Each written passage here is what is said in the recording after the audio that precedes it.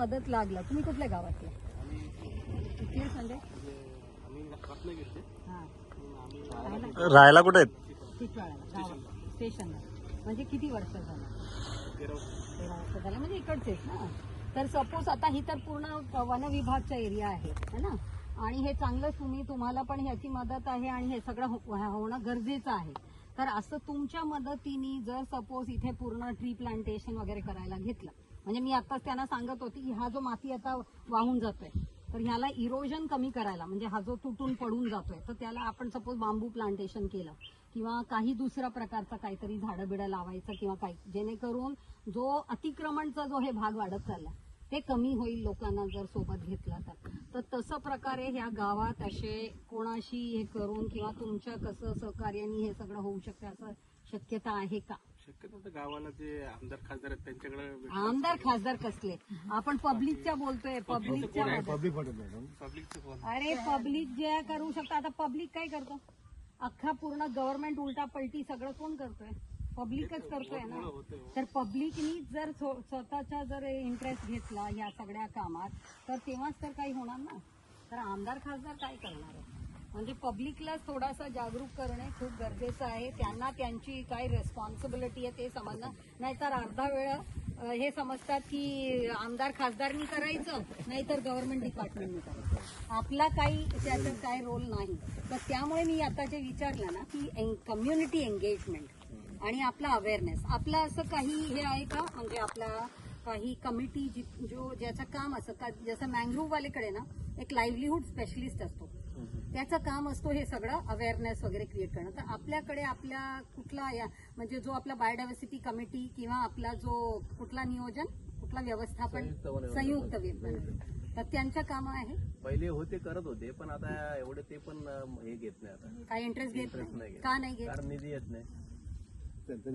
पण मला एक सांगा, मेन काय असतं, कुठलंही काम करायचं असलं तर त्याला निधी भेटला, पुरवठा भेटला तर लोक धावतात. जिथं तुम्हाला नाही तुम्ही मला सांगा, नाही म्हणूनच तर तुम्हाला आता सांगितलं कोण करत नाही. नाही श्रमदान सोडू द्या. मी आताच तुम्हाला सांगितलं की भरपूर असं फंडिंगचा योजना आहे. तुम्ही काय म्हणाले ते वरच्या अधिकारींचं आहे, आम्ही तिथे पाठवू. तसंच जो ग्रामपंचायत आहे ना, ग्रामपंचायतकडे भरपूर वेगवेगळ्या फंडिंग स्कीम्स आहेत. तर त्या यांचं पण असं हे दिसायला नुसतं माझं नाही, मी सगळ्यांचा. तर जो फंडिंगचा जो आहे ते एक कन्व्हर्जन स्कीम मधूनच ते निघणार सगळं.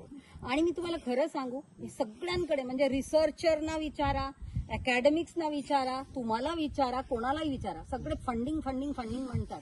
पण मी फक्त एकच शब्द म्हणते, इंटेन्शन. जर इंटेन्शन असेल ना तर आपापच फंडिंग पण निघतात, सगळं काही होतं. पण इंटेन्शनच नाही तर कसं काय होणार आहे? नाहीतर ग्रामपंचायतचा याच्यात खूप सारे स्कीम्स आहेत. परत तुमच्या वन विभागकडे आहे. ग्रामपंचायतला आम्ही जाऊन सांगतो, पण कसं माहिती का, त्यांचे ग्रामसेवक आहे किंवा काय आहे, त्यांनी आम्हाला अप्रोच करायला पाहिजे ना की आम्ही तुम्हाला देतो म्हणून किंवा करतो, पण ती तसे काय दाखवत नाही. तसं नाही. हे बघा काय होते माहितीये, दोघांचाच रिस्पॉन्सिबिलिटी सेम. आता कसं आहे, तिथे मनरेगाचं पण एक हे आहे, जॉब कार्ड वगैरे. कळलं ना?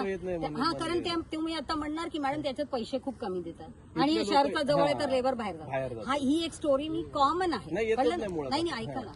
म्हणून आता जे नवीन सीओ जेडपीचे आधी आले होते, रोहन गुगे म्हणून, त्यांच्याशी जेव्हा बोलली होती ना, त्यांनी मग पत्रव्यवहार करून तिथे पण हे करायचा प्रयत्न की कसं ते मनरेगाचा अमाऊंट वाढू शकतो. आता आले ते रणजित यादव, त्यांच्याशी पण आम्ही काय करतो म्हणूनच असं जाऊन डिस्कशन करून त्यांच्या थ्रू, कारण आता जर मीटिंग झालं काय होते माहिती, तुम्हाला पण जेव्हा इन्व्हाइट करणार किंवा तुमच्या RFO येणार, तुमच्या DCF बसलेले असतात, त्या DCFनी जर हे सगळं मांडलं तिथे आणि असं प्रकारचं जर काही चर्चा झालं तेव्हाच तर त्याच्यातनं मार्ग निघणार ना. पण तिथे काही होत नाही. तिथे स्नेहल दोंदे जाते, स्वतः दाखवते, हा असं परिस्थिती, असं आहे, सगळे गपचूप बसतात, हा असं हे संपला विषय.